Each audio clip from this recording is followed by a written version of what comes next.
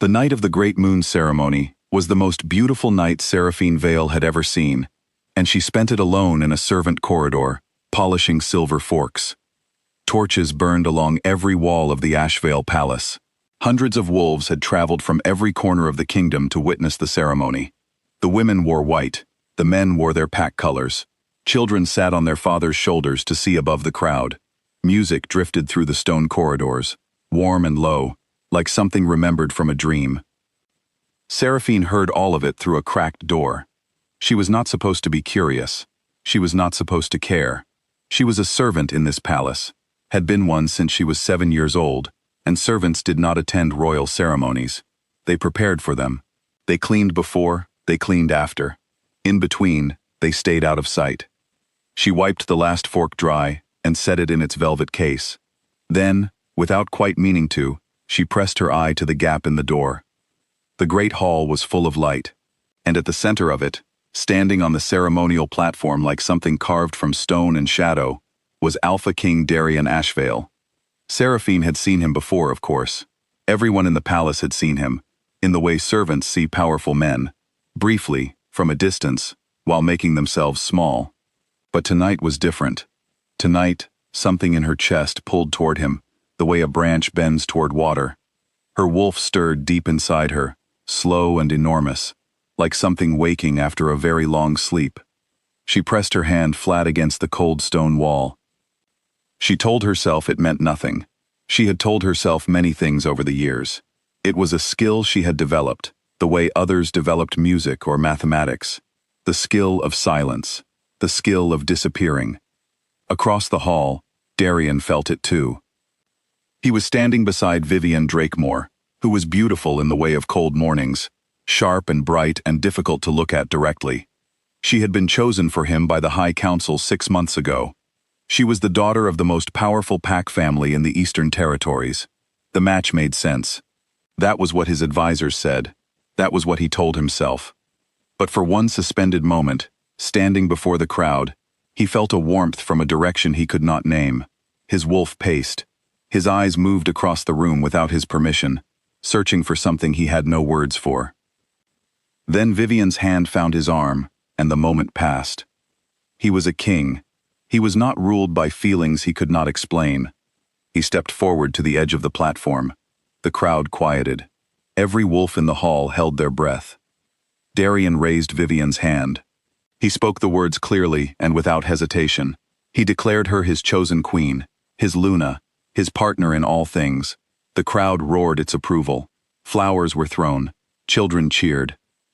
At the back of the corridor, through the cracked door, Seraphine watched. She did not cry.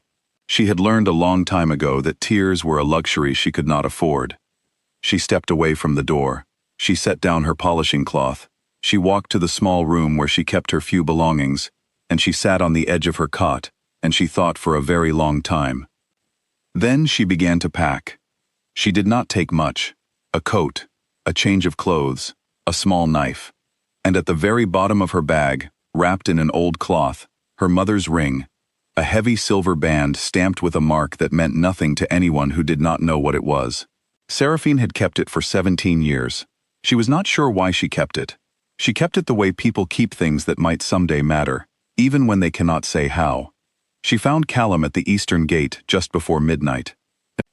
He was waiting with 2 packs and a sealed travel document that would get them past the border guards without questions. He had been planning this with her for weeks, quietly, in the spaces between duties, in whispered conversations over shared meals. He was a beta wolf, stronger than most men in the palace, with a calm face and loyal eyes. He was her only real friend. "Ready?" he said. "Yes," she said. They walked through the gate and into the dark, and Seraphine did not look back. Behind them, the moon ceremony began. Elder Marin stood at the edge of the ceremonial dais, her white hair loose around her shoulders, her old hands folded. She was the pack's most ancient seer, and she had been dreading this night for 17 years. The drums fell silent. The crowd held still. Above the open roof of the great hall, the sky began to change. It happened the way the old stories described, a light, silver and alive, descending from the stars like a slow breath. Every wolf in the room felt it in their bones. This was the moment. This was the moon goddess answering. But the light did not fall on Vivian. It moved through the hall, the way water moves through a maze, searching, drifting, circling back. It touched the far wall, turned, drifted toward the eastern corridor, turned again. The crowd shifted. People exchanged looks. Vivienne's smile did not waver, but her eyes went very still. And then the light thinned to a single thread, pale as moonlight on snow, and slipped away through the eastern gate, the direction Seraphine had walked 20 minutes ago. The silence that followed was enormous. Darian stood on the platform and felt something break open in his chest. He did not understand it. He did not want to understand it, but he could not pretend he had not seen what everyone in the room had just seen. Elder Marin stepped forward. She spoke quietly, which somehow made it worse. She said she had kept a secret for 17 years, and she could not keep it anymore. She said that Seraphine Vale, a servant girl who had polished silver and swept floors, and stayed out of sight since the age of 7, was not who the palace believed her to be. She was the last daughter of the Valeborn line, the oldest wolf bloodline in existence, older than the Ashvale kings, older than the High Council, older than the political arrangements that had shaped the kingdom for a century. Her parents had been killed by enemies who feared what that bloodline could do, and Seraphine had been hidden as a servant to keep her alive. The crowd did not roar this time. They stood in silence that was heavier than sound. Vivienne said nothing. She stood perfectly still, perfectly composed. Only someone watching very closely would have seen the small calculation that moved across her face, quick and cold, like a fish under ice. By the time the sun rose, Seraphine was already 50 miles away. She and Callum settled in a border town called Marrow, small enough that no one asked questions, large enough that strangers were unremarkable. She found work as a healer. This surprised her a little. She had no formal training, but her hands seemed to know things before her mind did. She could feel sickness the way other people feel heat. She could sit beside someone in pain and understand, without being told, where the pain was rooted. The people of Marrow called her the Vale Woman. They brought her their sick children and their aging elders. They brought her wolves who had been injured in border disputes. She turned no one away. She worked every day. She slept soundly most nights. And slowly, over many months, something she had not expected began to happen. She stopped being afraid. She had not known, until the fear left, how much of her life had been spent in its shadow, the fear of being noticed, the fear of being sent away, the fear of the ring in the bottom of her bag, and what it meant, and what would happen if the wrong person found it, the fear of wanting more than she was allowed to want. That fear had been her whole world since she was 7 years old. And now, in this small border town, surrounded by people who needed her, she found that she was someone without it. The kingdom she had left behind was not doing as well. The land itself seemed to sense the absence of a true bond. Harvests came in thin. Border disputes that had been quiet for years began to reopen. Wolves grew restless and argumentative in ways they could not explain, the way animals behave before a storm. Darian ruled through it all with the same controlled efficiency he brought to everything. He made decisions. He settled disputes.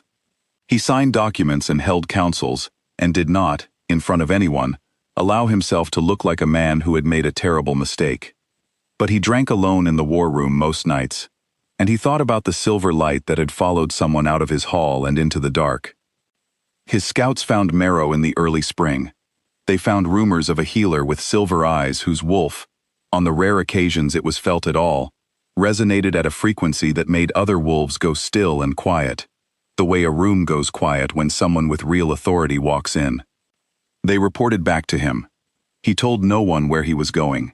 He put on plain clothes.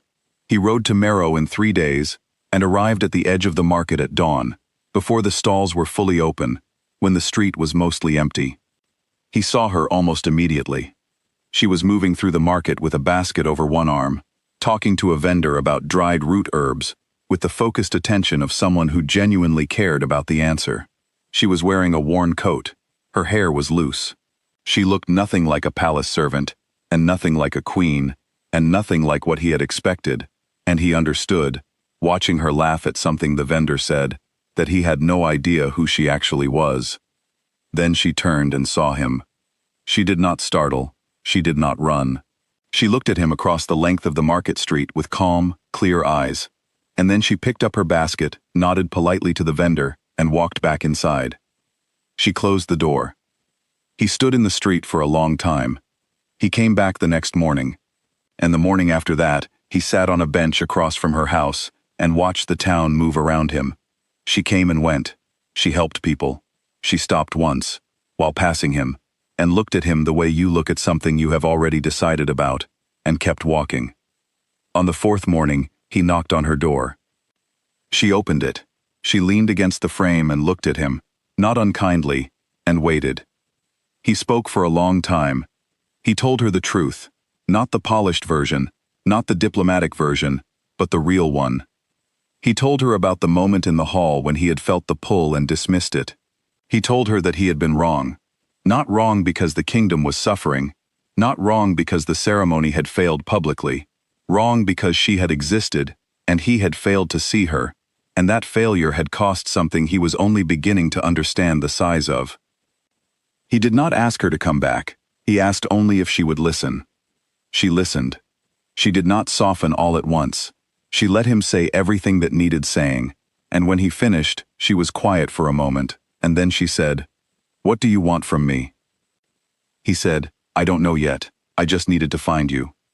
That might have been enough, in time, but time was the one thing they did not have. A messenger arrived before sunset. The news was urgent and bad. Vivienne and the High Council faction had moved against Darien while he was away, a formal challenge to his rule, citing the failed moon ceremony as proof of an invalid reign. They had the legal documents. They had the numbers. Darien needed to return immediately, and he needed something the council could not argue with. Seraphine was already reaching into the lining of her coat. She pulled out her mother's ring. She turned it over once in her hands, looking at the old Valeborn seal pressed into the silver, and then she looked at him. "Let's go," she said. They rode through the night. When they arrived at the palace, the High Council was already assembled. Vivienne stood at the center of the chamber, composed and precise, presenting her case with the quiet confidence of someone who had been preparing for this moment for a long time. Then Seraphine walked in. She did not announce herself. She walked to the center of the chamber floor and set her mother's ring down in front of the council table. The silver caught the light. The Valeborn seal was unmistakable to anyone who knew what they were looking at. Every elder in the room knew what they were looking at. The chamber went silent in a different way than rooms usually go silent.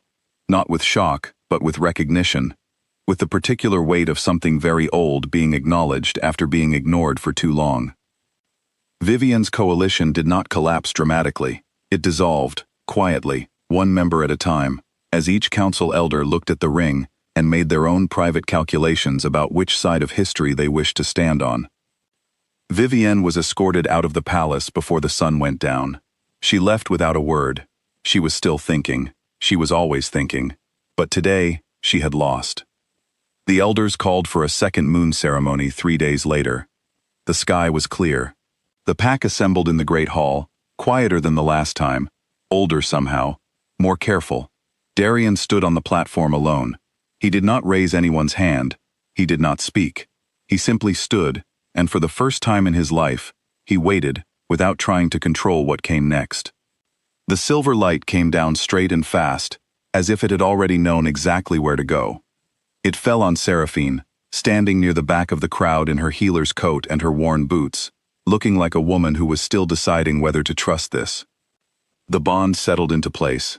Every wolf in the room felt it, a warmth, a rightness, like a key turning in a lock that had been stiff for a year. Darien stepped down from the platform and walked through the crowd to where she stood. He stopped in front of her.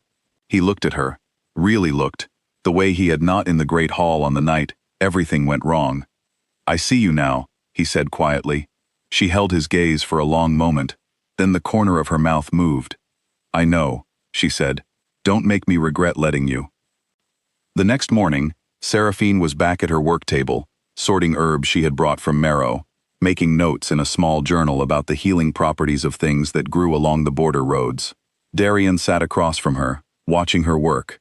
learning who she was. Her first decree as Luna was simple. Callum was given his beta title, formally and publicly, in the main courtyard with the whole pack watching.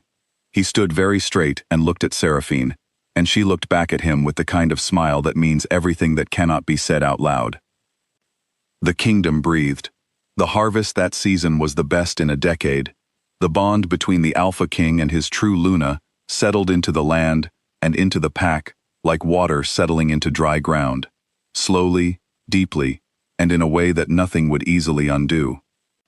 Seraphine never forgot the night she stood at a cracked door and watched someone else be chosen, but she understood, eventually, that the night she walked away was the night her real life began. She had not been waiting for him to find her. She had been becoming herself, so that when he finally saw her, there was something worth seeing. That was the thing no one had planned, the thing no political arrangement, no high council, no ceremony could manufacture. She had simply refused to disappear, and in the end, that had been enough.